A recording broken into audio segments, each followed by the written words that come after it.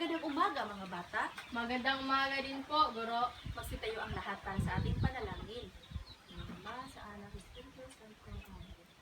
Amen. So bago kayo umupo, ulitin niyo muna ang mga kalat at pagkatapos ay umupo ka na at humandang makinig. So, magandang araw ulit mga bata. Magandang araw din po, Guro. Okay, so bago natin simulan ang ating tatalakayin ngayon, ay magbalik-aral muna tayo kung ano ang ating tinalakay nung dati. So, sino sa inyo ang makapagbigay kung ano ang ating tinalakay dati? Popo, Yes, Andrea? pangalan po.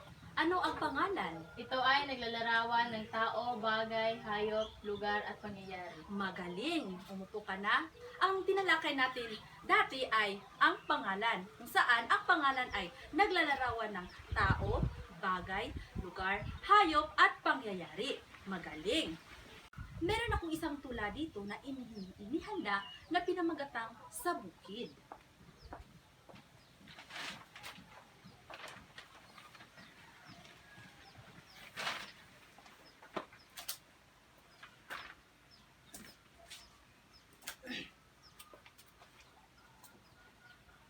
Ito ay pinamagatang sa bukid.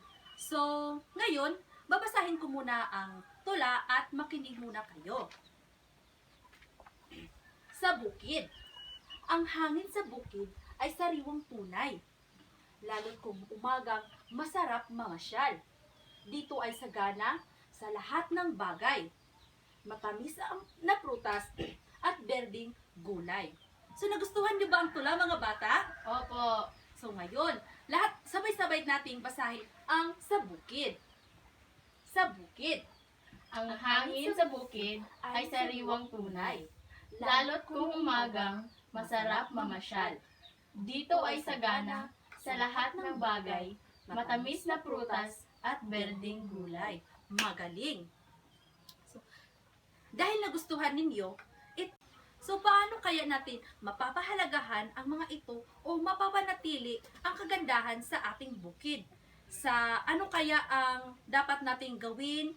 Sa maliit na paraan, pwede tayong makatulong na mapanatili ang kakayahan sa ating bukid sa pamagitan ng Pagpamanatili po sa kalinisan. So, paano kaya natin mapapanatili ang kalinisan sa bukid?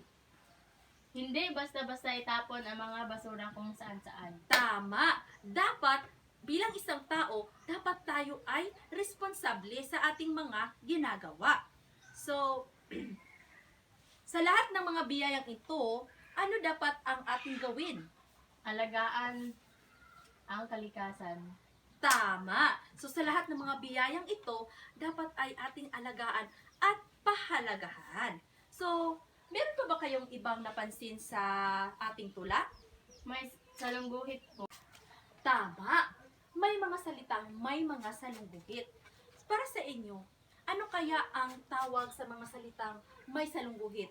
May ideya ba kayo? Wala po. So, ngayon, tatalakayin natin kung ano ang mga ito.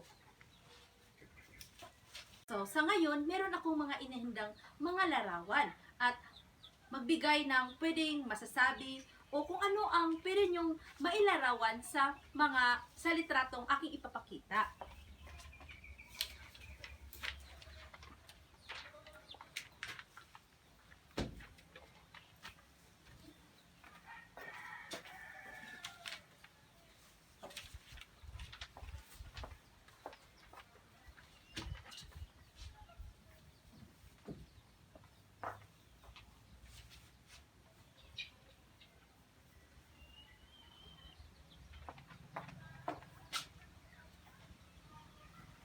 So, base sa mga larawan, sa unang larawan, ano ang masasabi o ano ang mailalarawan mo dito? Yes, Andrea? Magandang bata po. Tama. Maganda ang bata.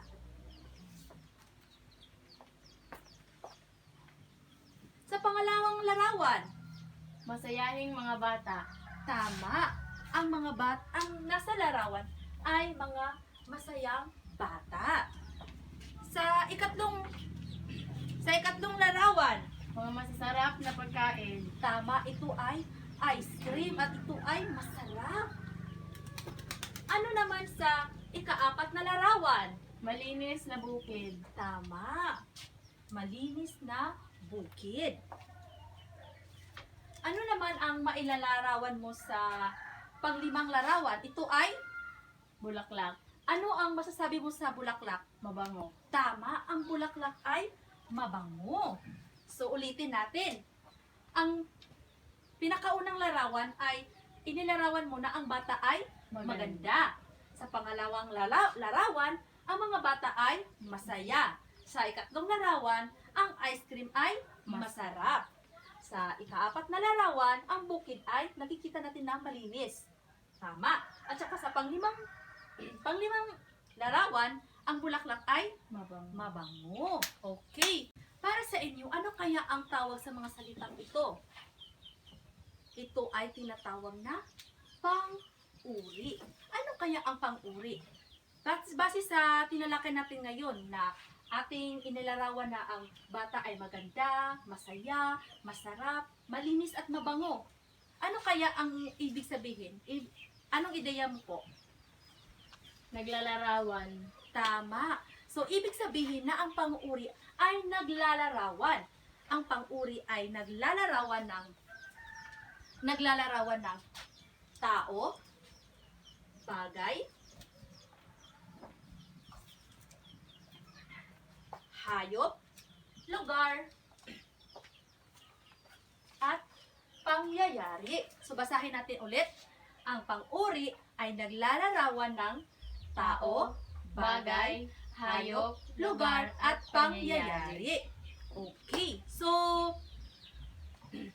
magbigay ng ibang halimbawa ng pang-uri. Maliit po, ma'am. Maliit. Ano ang inilarawan mo? Ito ba ay tao o hayop? Ano? Tao. Tao. So, ang tao ay maliit. So, alam nyo ba bang mga bata na ang pang-uri ay hindi may iba't iba tayong ano dito, iba't ibang ano tawag yan, opinion o kung paano natin inilarawan ang isang tao, bagay, hayop o lugar. Meron itong positibo or negatibo. So, halimbawa, may ibang tao na inilarawan niya na ito ay maaring negatibo, maaring rin itong positibo. Base yan sa individual, kung paano niya inilarawan ang isang bagay. So, halimbawa, halika nga dito, Joy. Okay. Si Joy. Ito si Joy. So, para sa'yo, ilarawan mo si Joy base sa kanyang postura o sa kanyang mukha o ano? Maganda. Maganda. Ano pa? Sexy.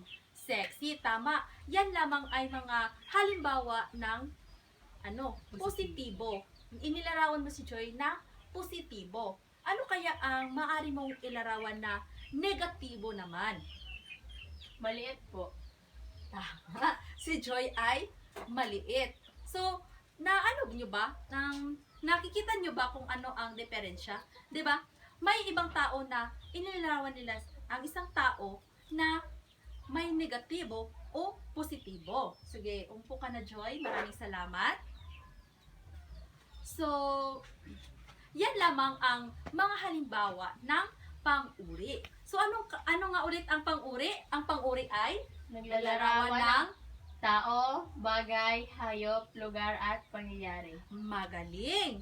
Ito ay tinatawag na pang-uri. So, naintindihan nyo ba kung ano ang pang-uri? Opo. Magaling. So, ngayon, handa na kayo sa ating pagsusulit. May dalawa akong iba't ibang gawain dito. Gusto ko na ang dalawang leader ay pumunta dito sa harapan at pumili sa dalawang ito. So,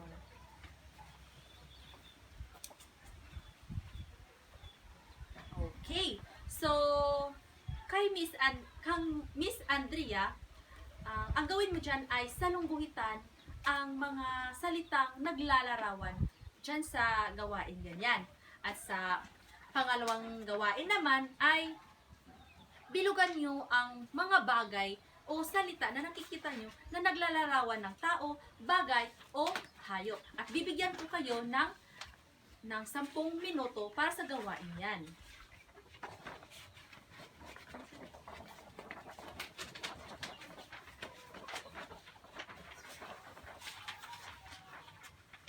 Tapos na ba?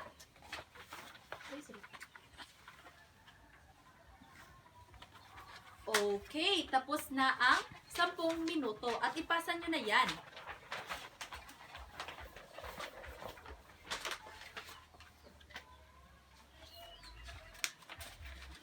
At para naman sa inyong assignment ay magsulat kayo ng mga bagay na nakikita nyo sa inyong bahay.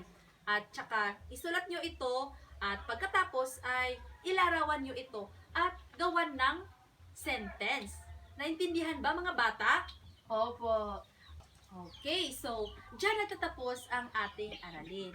At makita-kita tayo sa susunod na aral. So bago tayo umuwi, magsitayo muna ang lahat para sa ating panalangin. Ama, sa Anak, Espiritu Santo. Amen. So, paalam mga bata. Paalam po, Guro. Okay, thank you.